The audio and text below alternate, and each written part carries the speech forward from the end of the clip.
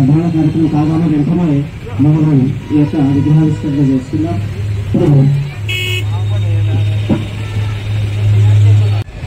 ఆచార్య కొండా లక్ష్మణ్ బాబూజీ విగ్రహ ఆవిష్కరణ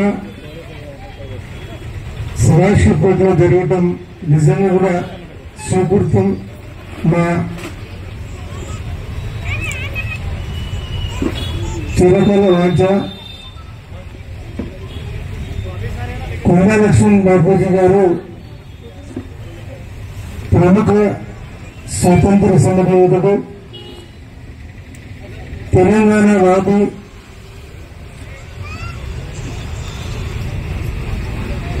ఈరోజు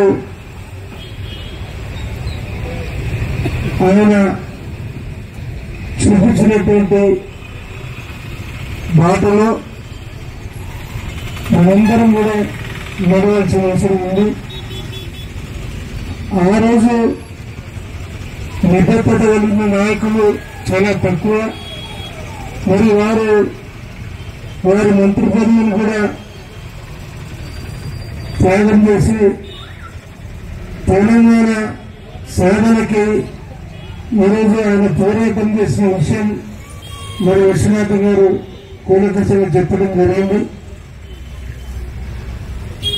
కొండంత మనసున్నటువంటి కొండా లక్ష్మణ్ బాబూజీ గారు మరి నిబద్ధతతో బలహీన బడుగు వర్గాలకు సంబంధించిన ఆశాజ్యోతి, ఆయన ద్వారానే ఈరోజు చేనేతకు సంబంధించి సహకార సంఘాలను ఏర్పాటు చేసుకోవటం, సదాశివపేటకు కూడా ఆయన ప్రముఖంగా మరి చేనేత సహకార సంఘానికి వచ్చినటువంటి విషయం కూడా చాలా మందికి తెలుసు.